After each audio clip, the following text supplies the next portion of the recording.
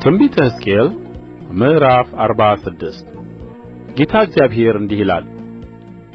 በውስጠኛው አደባባይ ወደ ምሥራቅ የሚመለከተው በር ሥራ በሚሠራበት በስድስቱ ቀን ተዘግቶ ይቆይ፣ ነገር ግን በሰንበት ቀንና በመባቻ ቀን ይከፈት። አለቃውም በስተ ውጭ ባለው በር በደጀ ሰላሙ መንገድ ገብቶ በበሩ መቃን አጠገብ ይቁም። ካህናቱም የእርሱን የሚቃጠለውን መሥዋዕትና የደኅንነቱን መሥዋዕት ያቅርቡ። እርሱም በበሩ መድረክ ላይ ይስገድ፣ ከዚያም በኋላ ይውጣ።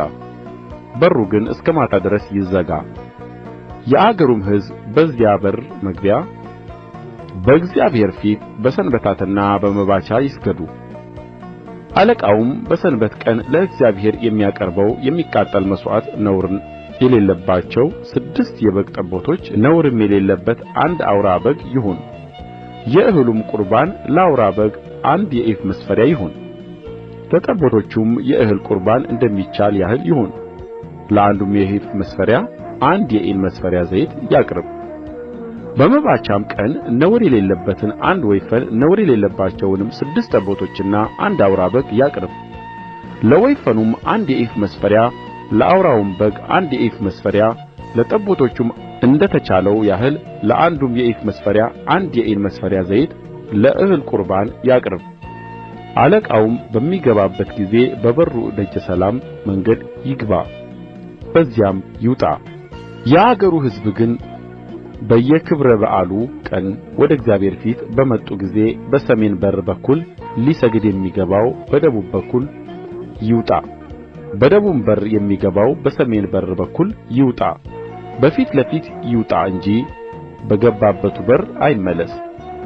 በሚገቡበት ጊዜ አለቃው በመካከላቸው ይግባ፣ በሚወጡበትም ጊዜ ይውጣ።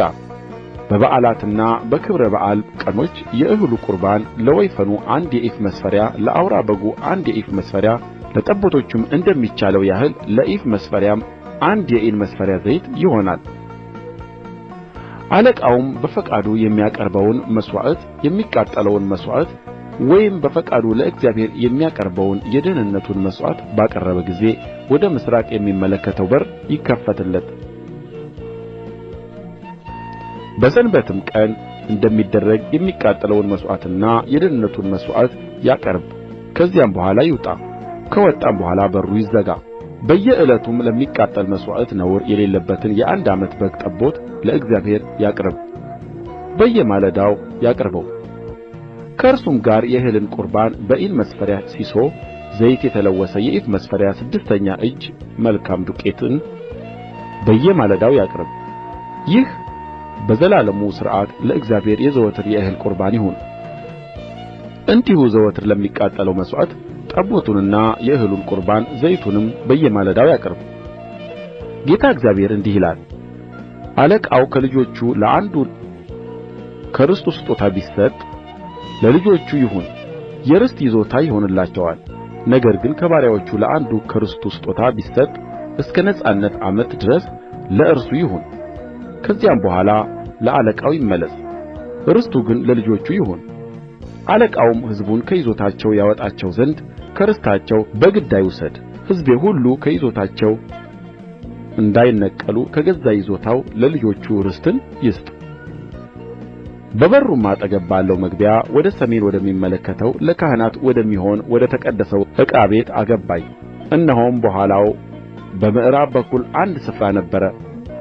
እርሱም ካህናቱ ሕዝቡን ለመቅደስ ወደ ውጭው አደባባይ እንዳያወጡ የበደሉን መሥዋዕትና የኃጢአቱን መሥዋዕት የሚቀቅሉበት የእህሉንም ቍርባን የሚጋግሩበት ስፍራ ይህ ነው አለኝ። በውጭው አደባባይ አወጣኝ። በአደባባዩም ወዳለው ወደ አራቱ ማዕዘን አዞረኝ። እነሆም በአደባባዩ ማዕዘን ሁሉ አደባባይ ነበረ። በአደባባዩ በአራቱ ማዕዘን ርዝመቱ 40 ክንድ ወርዱም 30 ክንድ የሆነ የታጠረ አደባባይ ነበረ። በማዕዘኑ ላሉ ለእነዚህ ለአራቱ ስፍራዎች አንድ ልክ ነበረ።